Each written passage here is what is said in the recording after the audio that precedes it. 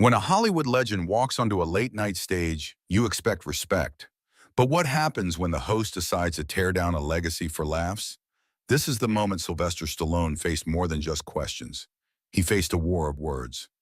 The night had all the makings of a standard late-night interview. The lights were low, the crowd buzzing, the jazz band wrapping up its intro as Jimmy Kimmel took the stage with his signature grin. "Tonight we have a very special guest," Jimmy said. "The man who made mumbling an art form. Rocky himself, Sylvester Stallone."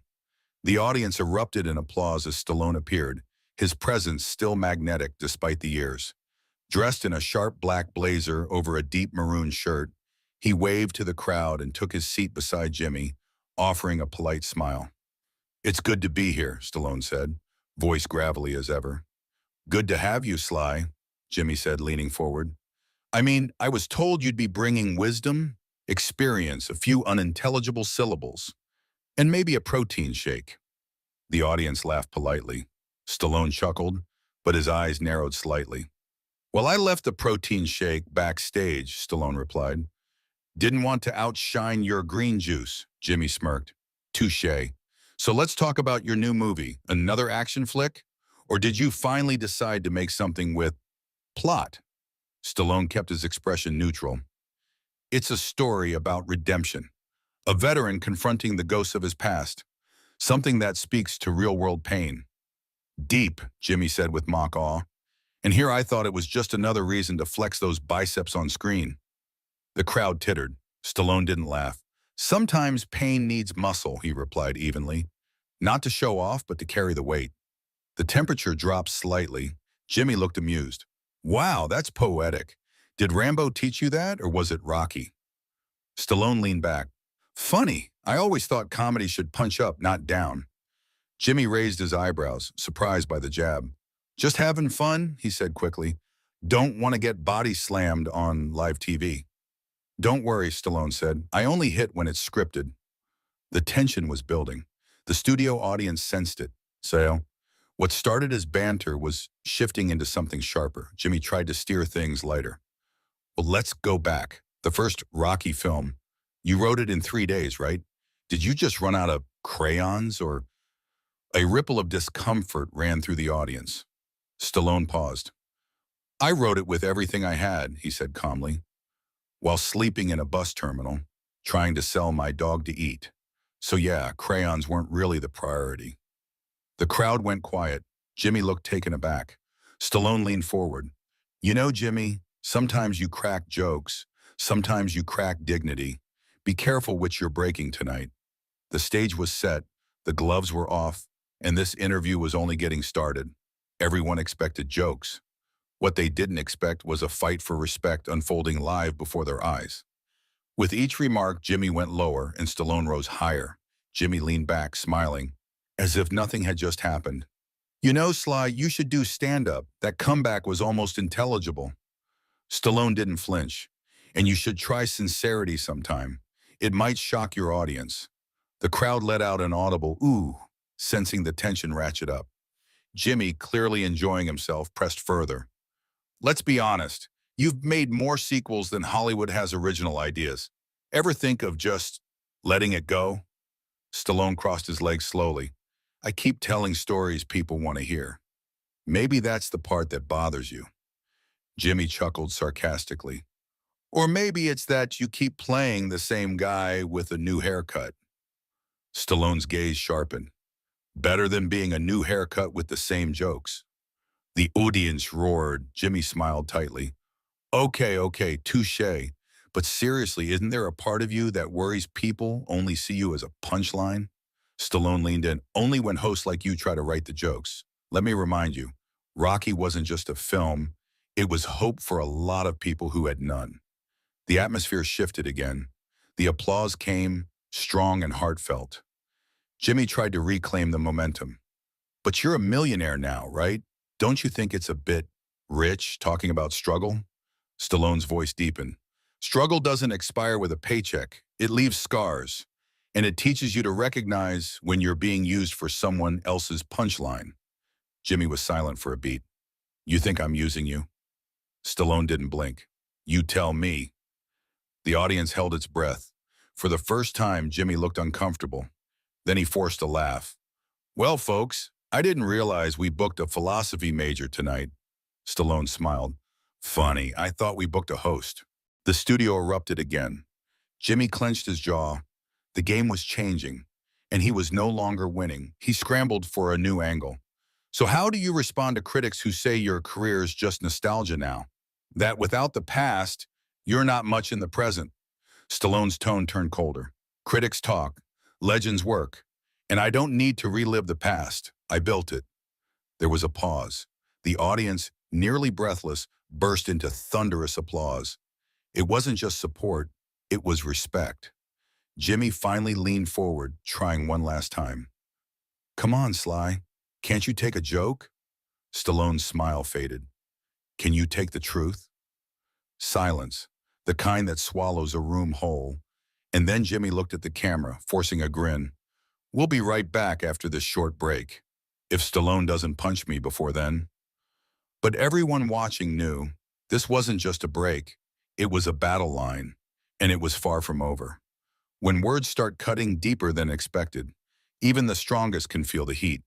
But Stallone doesn't flinch. He responds with the force of a man who's had to fight his whole life just to be heard. The commercial break ended and the lights snapped back on. Jimmy straightened his jacket and put on his polished grin. We're back with the one and only Sylvester Stallone, he said, voice syrupy. The man, the myth, what is it now, 80-something-year-old action figure? Stallone let the audience laugh unmoved. Better to be molded in stone than made of plastic, Jimmy. The crowd applauded again, louder this time. There was a shift in the studio, a divide, Jimmy noticed. Well, I have to say, Jimmy said, pretending not to feel it, your fans are loyal, almost aggressively so, like they think you're still that scrappy underdog from Philly. I am, Stallone said simply. I just wear better shoes now. Jimmy scoffed. But come on, Sly. Haven't we moved past the whole underdog thing? Isn't it time to hang up the gloves, literally and metaphorically? Stallone looked him straight in the eye. You ever tell a soldier to hang up his boots because the war makes you uncomfortable? Jimmy blinked. The air got heavy. I don't think making a Rocky IX qualifies as war. It does when you're fighting cynicism, apathy, and the belief that people like me can't still inspire. The audience burst into applause. Stallone's voice, steady and calm, carried weight. Jimmy attempted another jab. So what you're saying is it's not ego, it's mission? No, Stallone said, it's responsibility. To remind people that you don't stop because the world tells you to. You stop when you decide you're done. Powerful words, Jimmy nodded, then added quickly, spoken like a man trying to sell a box office ticket. Stallone's eyes hardened. You know, Jimmy, you keep trying to turn this into a punchline. Maybe because deep down you're afraid someone might take me seriously. The crowd erupted. Jimmy sat back, visibly rattled now. You want to know what scares me, Sly? Jimmy said, feigning calm. It's that people think your on-screen persona is who you are, that Rocky is real. Stallone leaned forward slowly. Rocky is real, not just because I wrote him, but because millions of people saw themselves in him. He's a mirror, Jimmy, something you clearly avoid looking into. The silence that followed wasn't awkward. It was electric. The tension had crystallized, and everyone knew it was going to explode. There's a point when even the most composed man decides enough is enough. And when Sylvester Stallone stood up, the entire world watched. The air was leaden when Jimmy leaned back and said, So, Sly, what's next? A line of anti-aging supplements? Maybe a reality show? Keeping up with the comebacks? The audience chuckled weakly, but there was hesitation now. They felt it. The moment had changed. Stallone exhaled slowly. You know, Jimmy, it's funny. You sit in that chair and poke fun like it's armor. But at some point, the jokes stop being clever and start becoming noise. Jimmy shrugged. It's just TV, man. You know that. Stallone's voice dropped. Maybe that's the problem. You treat everything like a punchline, even the people who came here with a story worth telling. A hush swept through the room. Jimmy chuckled nervously. Don't be so sensitive, Sly. You've taken real punches. Surely you can take a few words? Stallone stood up. The movement was calm, slow, deliberate. The audience gasped. "I've taken enough," he said, "and I've given enough to this industry, to this audience, to the spirit of what real storytelling is about." Jimmy stood too, trying to control the optics. "Hey, where are you going? We're not done." Stallone turned to the crowd. "But I am." The audience was silent, then applause erupted. Not out of shock, out of solidarity. Jimmy tried to laugh it off. "Don't worry, folks. Next week we'll have someone with a sense of humor." Stallone paused at the edge of the stage. "Next week, try having someone with a soul." He began to walk off, but just before he disappeared behind the curtain, he turned back one last time. His eyes scanned the studio, those years of battles, comebacks, and quiet dignity rising behind his gaze. "You know," he said slowly, "I've spent a lifetime building characters who fight for something. Maybe it's time late night did the same." The camera tried to follow him, but the image cut awkwardly to Jimmy, left blinking, unsure how to recover.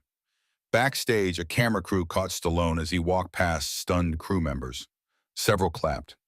Others nodded. One young intern whispered, "Thank you." Twitter erupted. Hashtags like #respect, Stallone and #late night gone wrong began trending worldwide. Memes flooded the web. A still of Stallone standing proud as the caption read, "Strength isn't loud, it's dignified." The segment was replayed endlessly on news outlets, dissected by pundits and praised by fans. Even celebrities chimed in, actors, directors, athletes, offering their admiration. Stallone hadn't just walked out of a studio, he had walked into history. What started as just another late-night appearance turned into a moment of raw confrontation, one that exposed not just egos, but values. Stallone didn't storm out in anger. He walked out in dignity, and the audience, both in the studio and across the globe, knew they had just witnessed something real. Who was right? Who went too far? Let us know in the comments. And if you want more stories that pull back the curtain on celebrity moments the world can't stop talking about, subscribe now. This wasn't just another talk show episode. This was a turning point,